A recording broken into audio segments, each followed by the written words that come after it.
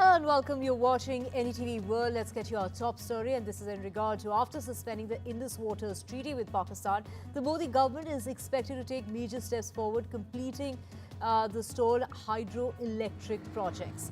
A major meeting is likely to be held this week with Home Minister Amit Shah along with Water Resources Minister C.R. Patil, Power Minister Manohar Lal Khattar as well as Agriculture Minister Shivraj Singh Chauhan and senior officials from all related ministries. Since the suspension of the Indus Waters Treaty, two meetings have already taken place between Home Minister Amit Shah as well as Water Resources Minister C.R. Patil and top officials of the ministry. India aims to accelerate the stalled hydroelectric project in Jammu and Kashmir.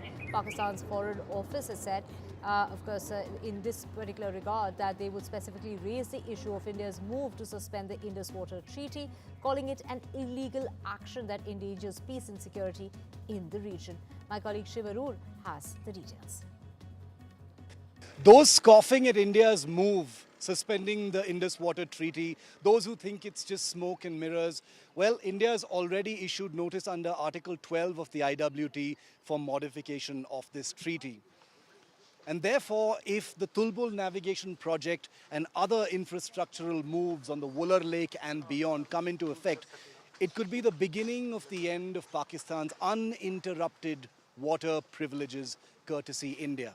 And remember, this isn't just a diversion. This is about ending the veto that Pakistan has taken for granted for way too long while perpetrating terror against India.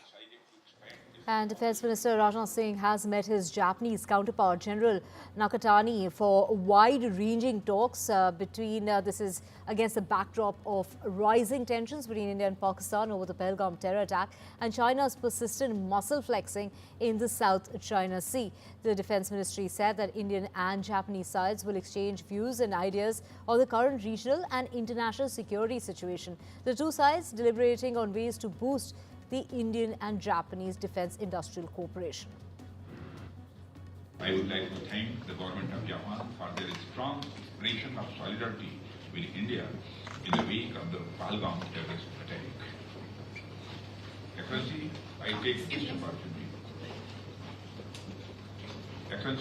this opportunity to compliment you for your immense contribution in deepening of the Indo-Japan defence relations. You had earlier laid foundations for a strong bilateral defence partnership by concluding defence equipment and technical cooperation. A missile attack on Tel Aviv's international airport has forced the Air India flight operations from Delhi to Tel Aviv to divert. In fact, one of the flights was diverted to Abu Dhabi in the UAE and will be returning to Delhi from there. In view of the incident, the Tata Group Airlines has suspended services to and from the Israeli city till Tuesday. Do note that Air India is the only Indian airlines that operates flights between New Delhi and Israel. According to international media reports, a ballistic missile launched by Yemen-based Houthi militia hit this is the international airport, the busiest airport in Israel, leaving a few people injured.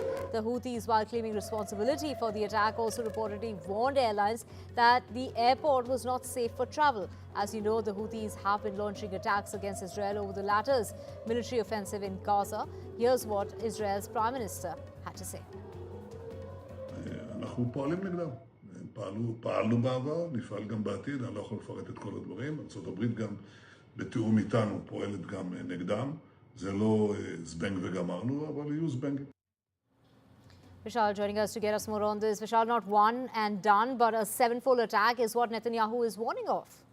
Yeah, that is correct. And Israel does possess some weapons in its arsenal that can actually execute those sevenfold attacks. But what remains to be seen is how Houthis will continue with these attacks, because they have vowed that they will continue to attack the Ben Gurion airport, which is the busiest and the largest airport in Israel.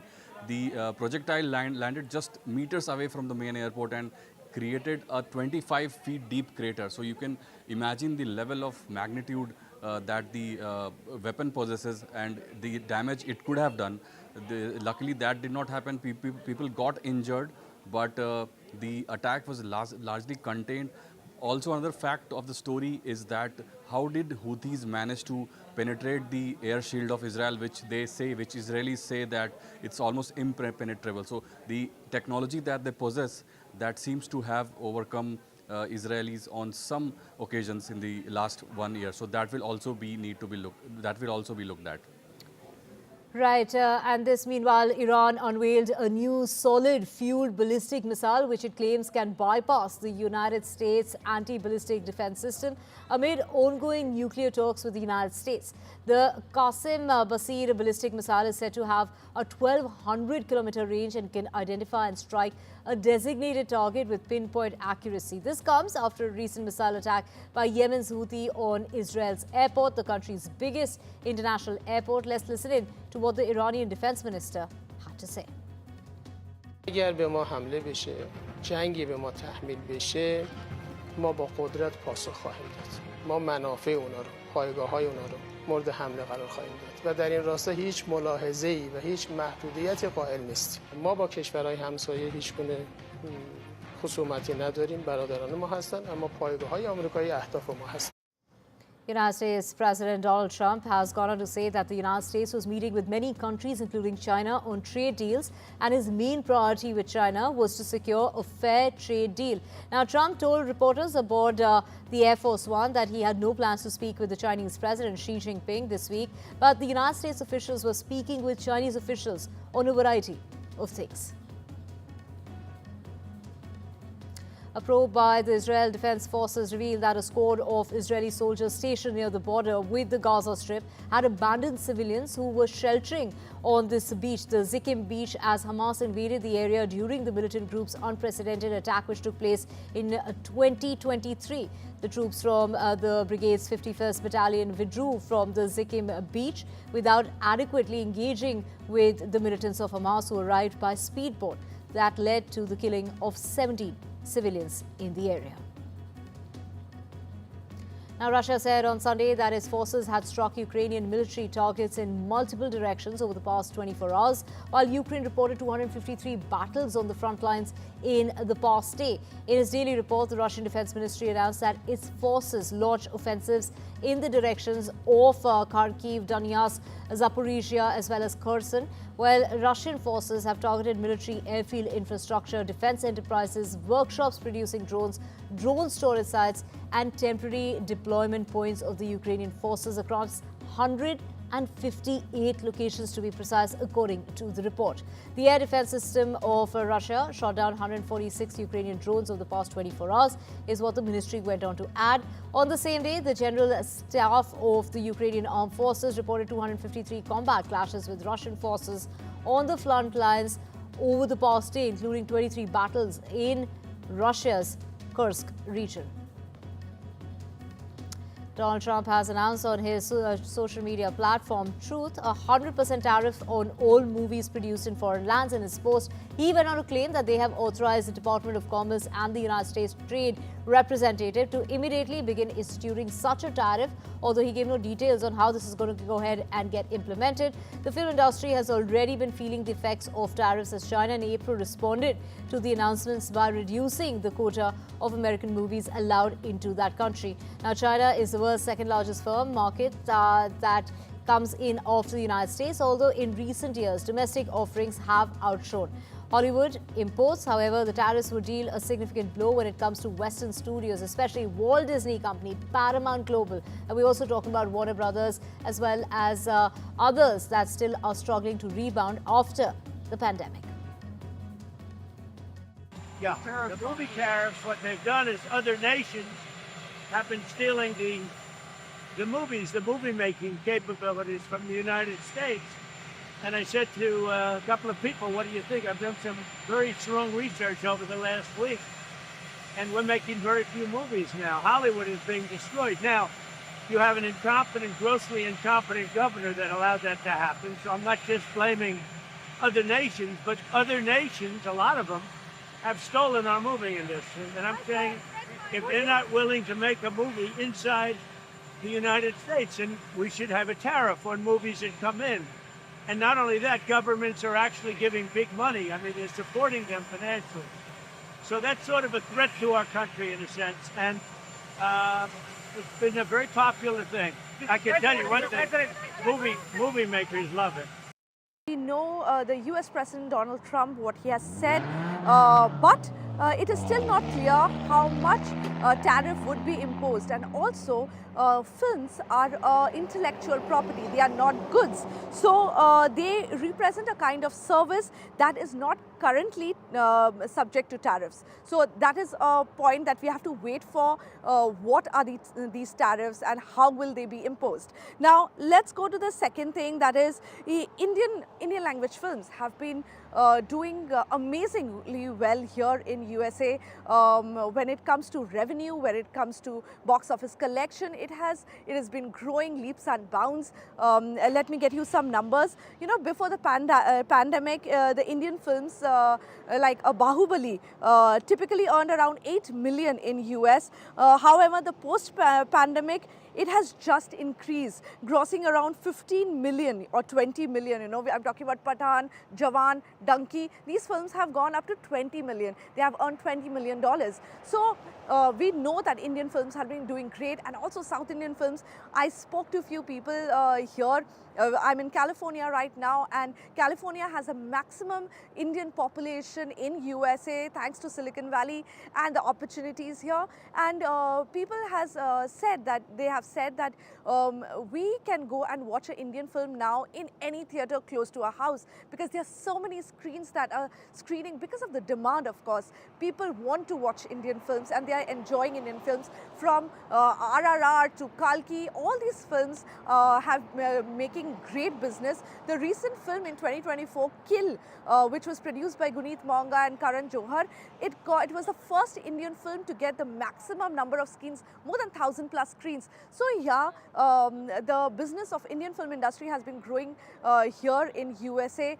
We have seen that, but we have to right now wait and watch what are the tariffs, what tariffs is he talking about, and how will they be amplified.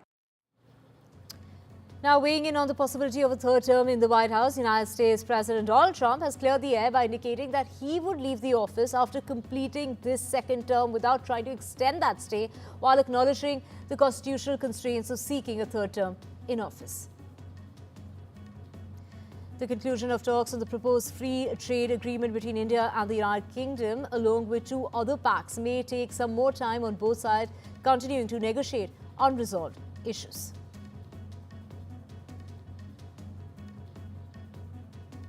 Right, what we're hearing on the India-UK FTA talks, the free trade agreement talks, is the fact that the final closure will still take time. Now, why this is important is because when Union Commerce Minister Piyush Goyal visited Europe, he went to 3 cities. He started off at London. He went there on April 29th. He then moved to Oslo and Brussels, and he then returned to London. So the first time he was in London, there was the expectation that the India-UK FTA closure would be announced. There was a press conference also announced, but that was cancelled last moment. Then Piyush Goyal, at the end of his Europe tour, again visited London in hopes of being able to announce the India-UK FTA conclusion of negotiations. However, again, on May 2nd, that wasn't made possible. Since then, Commerce Minister Goyal has returned to India, and there is no sort of particular timeline on when the India-UK FTA could see its closure. What we're also seeing is the fact that there are 4 to 5 key issues that are currently still not resolved and might need resolution. The first one could be the sunset clause that is part of the bilateral investment treaty. That is something that is being discussed currently. The second could be UK's new carbon tax, and the third, also data localization, remains a big one. And Canadian Prime Minister Mark Carney said that he'll be meeting with US President Donald Trump in Washington, and that meeting is coming up on Tuesday. Their first face-to-face encounter since he won an election, in part because of an anti-Trump message. This, as the US President Donald Trump says, it's highly unlikely that he would resort to military force to annex Canada, but is adamant that the border separating it from the United States is an artificial line that prevents the two territories from forming a beautiful country. Canadian Prime Minister Mark Carney will be travelling to the US to meet President Donald Trump in the White House on Tuesday. This will be the first in-person meeting between the two leaders in the backdrop of the punishing tariffs imposed by the Trump administration, as well as the annexation threats against Canada. The two leaders have had 2 telephonic conversations in the last 1 month. The first conversation happened on the 28th of March, where President Donald Trump made a reference to the 51st state, a rhetoric that he has continued with on annexing Canada. The second conversation that happened after Mark Carney won a full term as Prime Minister on Tuesday, which is the 29th of April, no reference was made to Canada becoming the 51st state of the US. But this threat continues, and in view of this, as well as the tariffs that have been imposed against Canada, which can derail its economy, will also come up for discussions. This will be front and center of the discussions as the two sides begin working on negotiating an agreement, which is an economic and security agreement between the two sides. It is not clear as to whether Mark Carney will first ask the US administration to lift the tariffs before the negotiations start, but Tuesday is going to reveal much on the manner in which Mark Carney will take on President Trump, and this is important because he has been voted in part largely over the sentiment that he is the best person to take on President Trump. In other news, Australia's Prime Minister Anthony Albanese gave his first statement on Monday after winning re-elections on Saturday. He has arrived back in the capital, Canberra, after his centre-left Labour Party won an emphatic victory in the country's general elections. As vote counting continued, the government was on track to win at least 85 seats in the 150-seat House of Representatives, the lower chamber where parties need a majority to form an administration. Labour held 78 seats in the previous parliament, and gaining seats in a second term is rare as far as politics go in Australia. We are deeply humbled by the result on Saturday, and we don't take a second of it for granted. The hard work will continue today. My government has been an orderly government. We have worked hard. We've had effective ministers, but also an effective caucus. And we've engaged in a way that's clear, that's forward-looking, that made not just a case that we had been a good government in getting inflation down, wages up, interest rates starting to fall, employment growing.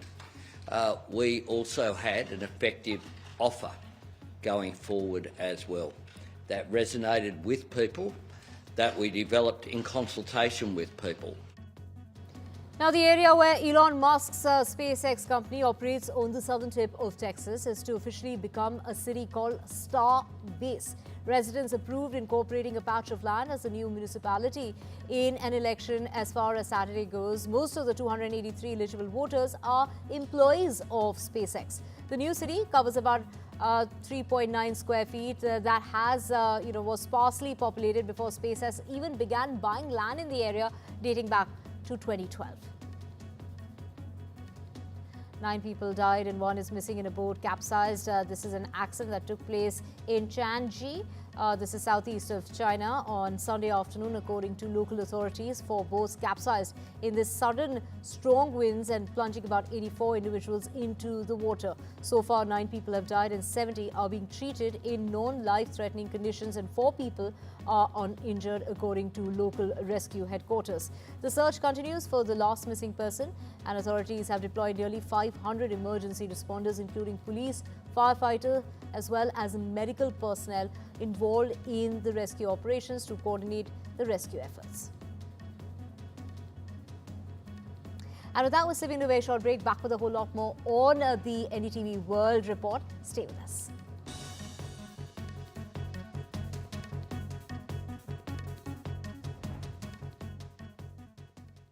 In today's interconnected world, India's voice is more crucial than ever. When India speaks, the world listens. At NDTV World, we are that voice, bringing you intelligent and insightful news from India and beyond. From geopolitics and diplomacy to economic shifts, migrations, tech disruptions, and the stories of our diaspora. We cover the news that shapes our global future. NDTV World, your new home for global news, is here.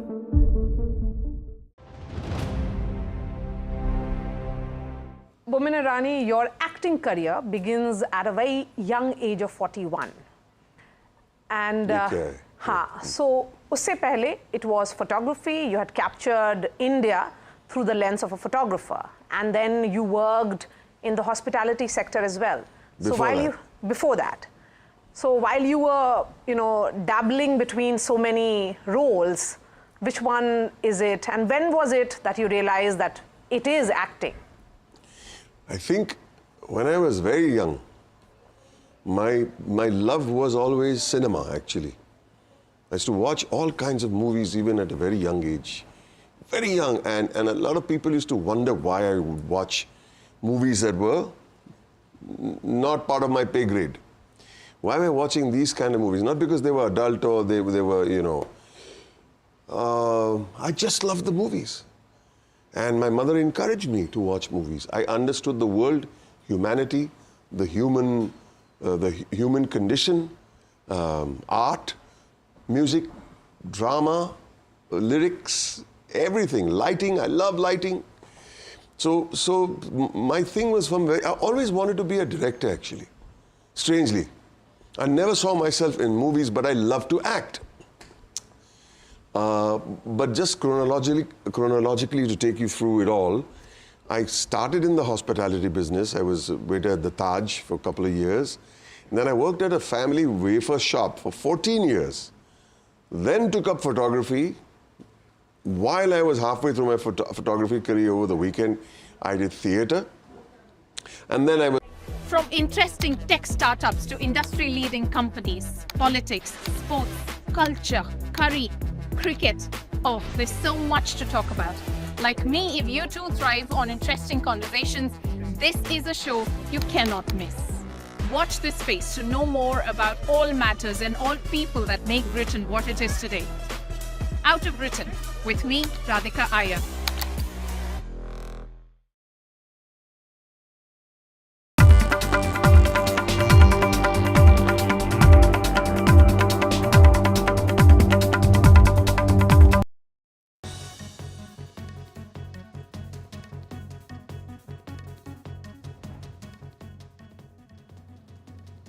Now, US President Donald Trump said that he would extend the June 19 deadline for... In today's interconnected world, India's voice is more crucial than ever. When India speaks, the world listens. At NDTV World, we are that voice, bringing you intelligent and insightful news from India and beyond. I'm meeting the press with Kristen Welker in an interview that was taped on Friday at Trump's Mar-a-Lago estate in Palm Beach, Florida, that is airing across the United States.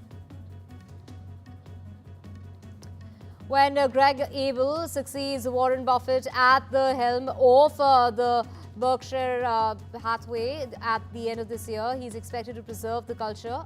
This is even if he does not match the star power of his legendary boss. Now, Abel is expected by investors and analysts to uphold about $1.18 trillion US. This is the track record of investing as far as in companies for the long haul is concerned. And this also includes payments to shareholders. And Harry Kane can finally celebrate his first career title after Bayern Munich became Bundesliga champion with a little help from Freiburg. On Sunday, Freiburg drew with second placer Bayer Leverkusen 2-2 to leave Bayern an unassailable 8 points clear of the 2024 champion with 2 rounds of the German league remaining. The 31-year-old Kane had never won a title in a career of runner-up finishes and defeats in finals with this is of course him as well as others leading this some to speak of a curse against a player considered one of the world's best forwards. Kane's arrival as Bayern's record signing in 2023 was followed by the club's first trophy-less season since 2012. The first time Oscar Piastri arrived at the Miami Grand Prix as a Formula One driver. He was in the slowest car in the field and only narrowly avoided the finishing last. Fast forward 2 years and Piastri and McLaren Racing have come full circle. Piastri maintained his advantage in the F1 Championship fight by winning at Miami on Sunday for his 4th win through 6 races this season. He has won 3 consecutive F1 races for McLaren Racing, where he and teammate Lando Norris are trying to dethrone 4-time defending champion Max Verstappen of Red Bull. McLaren has won Miami the last 2 years, with Norris on top last year for his first career F1 victory last season. Now, jury selection is set to begin in New York City in the blockbuster trial of the music mogul D.D. Combs, who dramatically fell from grace following his incarceration on charges of sex trafficking and racketeering.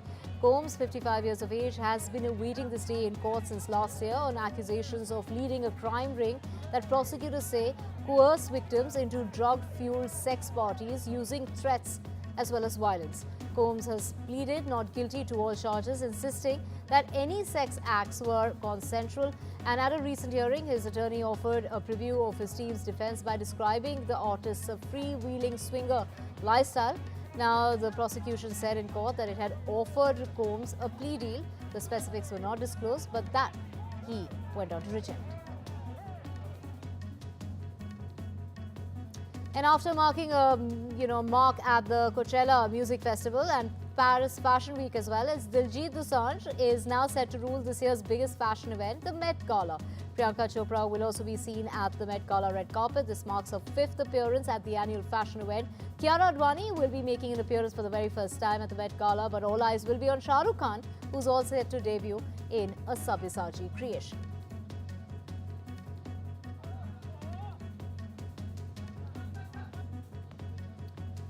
And police in Brazil said on Sunday that 2 people have been arrested in connection with an alleged plot to detonate explosives at a free Lady Gaga concert in Rio de Janeiro.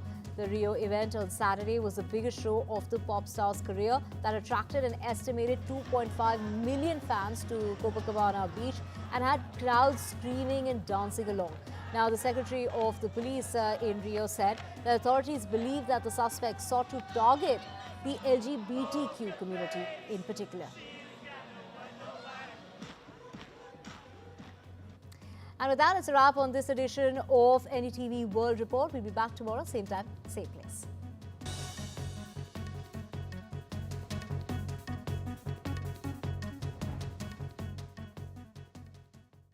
In today's interconnected world, India's voice is more crucial than ever.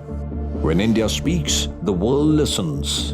At NDTV World, we are that voice, bringing you intelligent and insightful news from India and beyond. From geopolitics and diplomacy to economic shifts, migrations, tech disruptions, and the stories of our diaspora. We cover the news that shapes our global future. NDTV World, your new home for global news, is here. From interesting tech startups to industry-leading companies, politics, sports, culture, curry, cricket. Oh, there's so much to talk about. Like me, if you too thrive on interesting conversations, this is a show you cannot miss. Watch this space to know more about all matters and all people that make Britain what it is today. Out of Britain, with me, Radhika Iyer.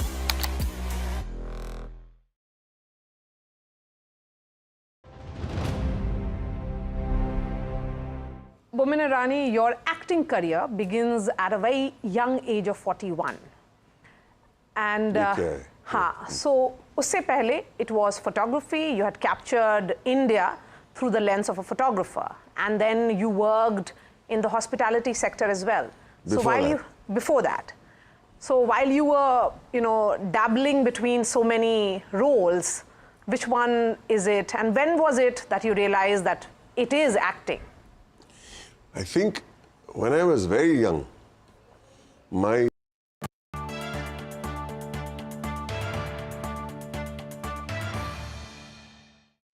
US President Donald Trump recently crossed the 100-day mark. Decisions here in Washington, D.C. by the administration have had far-reaching consequences on people across the world, including those in Tibet. The president of the Tibetan government in exile is in D.C. meeting with Trump officials. He joins us now to talk about his high-stakes trip to the United States. Thank you very much indeed, Sikong Penpa Sering, for speaking to NDTV. Thank you for having me. Sikyong Sering, let's start by talking about the massive overhaul at the US State Department, a key diplomatic position that advocates for Tibetan issues and rights, the role of special coordinator. Has it been axed in this restructuring? What exactly do we know has happened to that role, that position? We have been watching the developments in the State Department for some time. So there is still no clarity as to where or who will be appointed as the coordinator for Tibetan issues. We're still trying to figure out and to also see what are the possibilities that we can reach out to the State Department, because this is a statutory congressional decision, which we believe the State Department should be honoring that, but now we'll have to see how it evolves.